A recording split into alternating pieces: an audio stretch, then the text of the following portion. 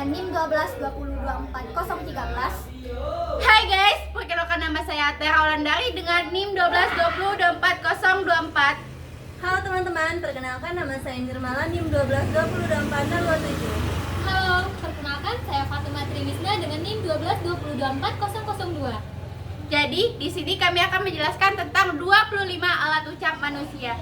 Selamat menyaksikan.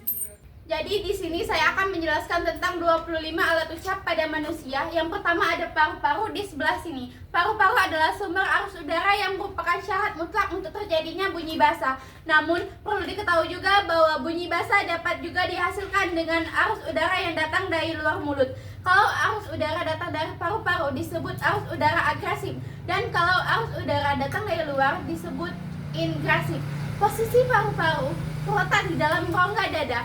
Di kedua sisi jantung, fungsi paru-paru adalah menjadi tempat pertukaran gas oksigen dan karbon dioksida.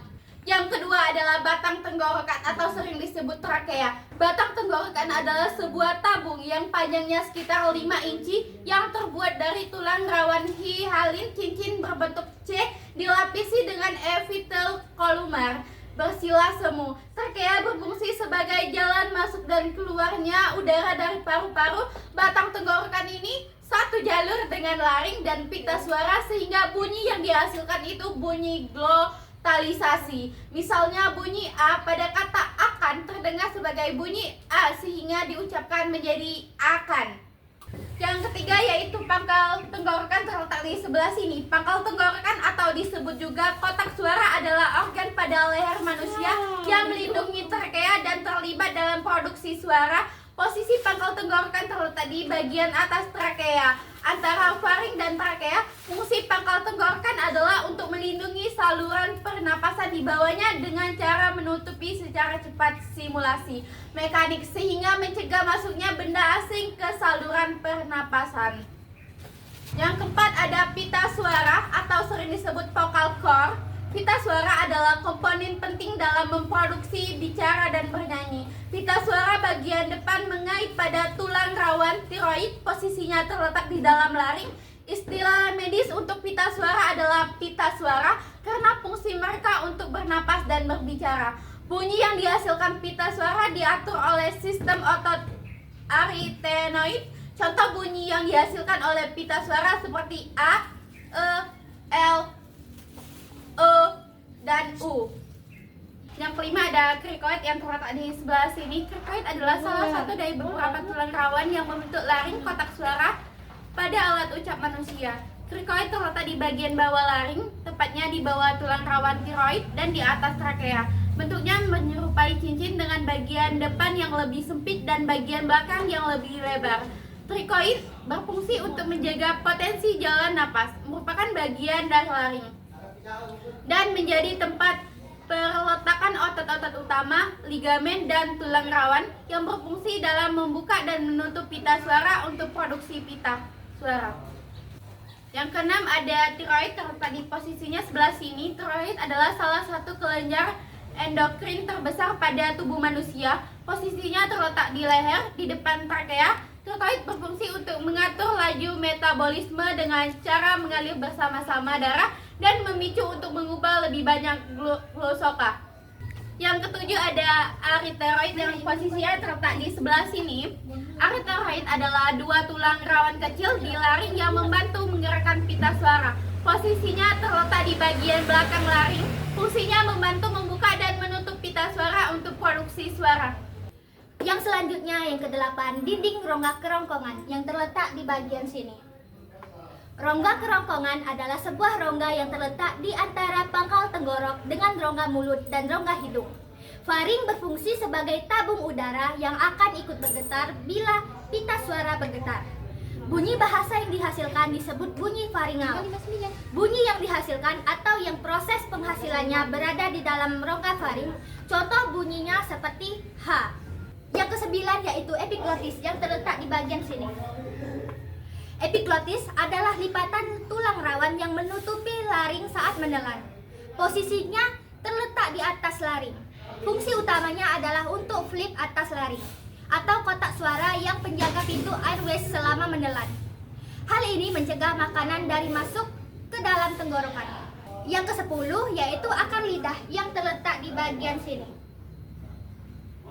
Akar lidah adalah bagian paling belakang dari lidah yang melekat pada dasar mulut.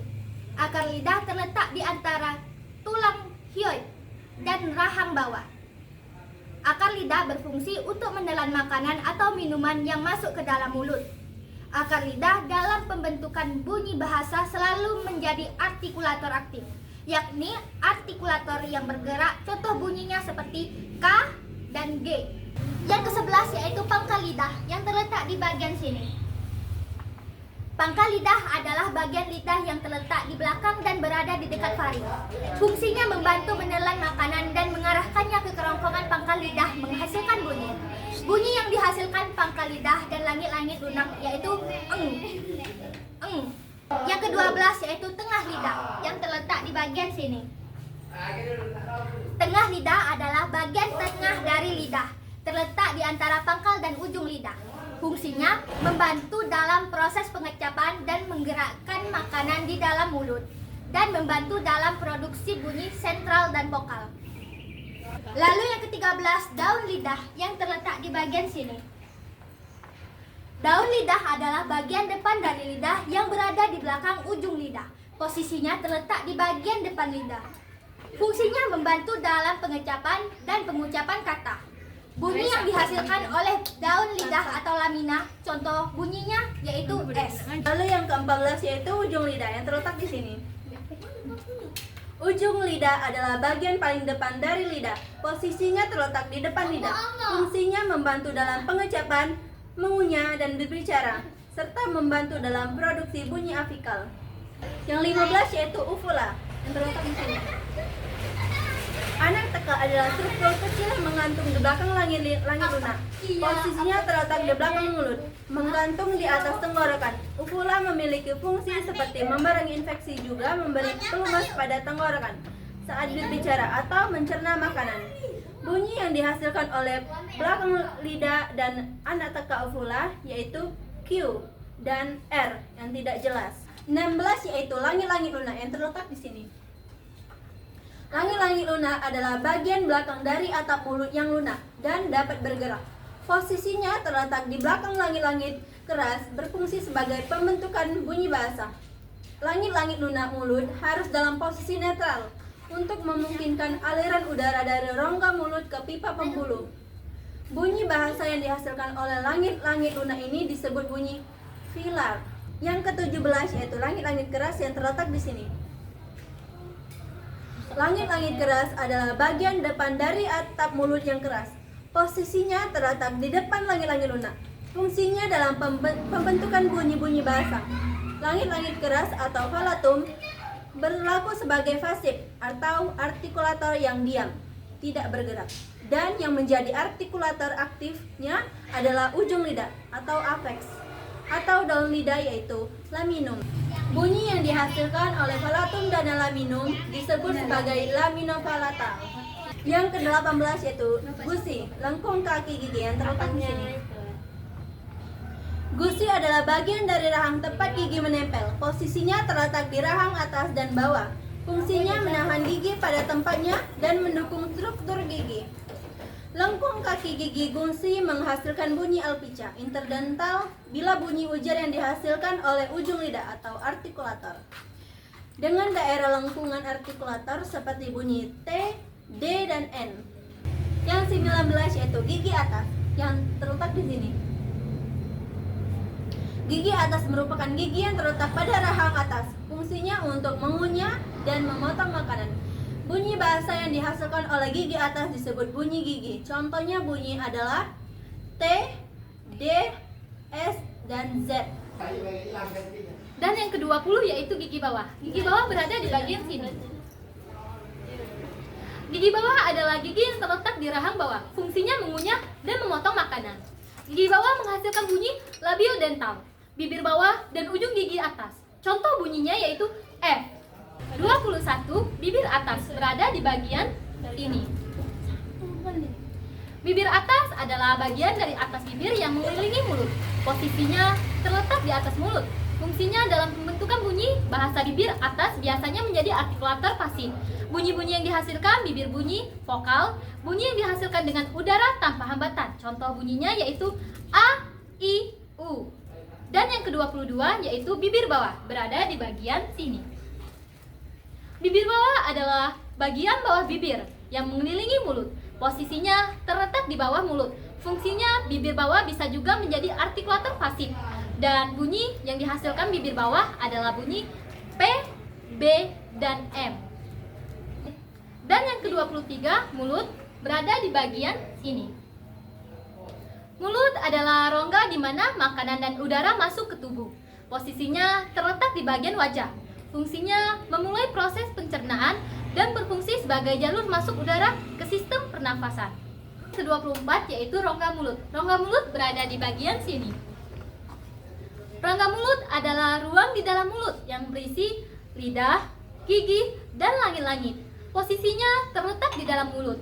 Fungsi rongga mulut dengan kedua belah bibir, atas dan bawah, berperan dalam pembentukan bunyi vokal. Sebagai umum, bunyi yang dihasilkan di rongga mulut disebut bunyi oral. Lalu yang terakhir yaitu rongga hidung.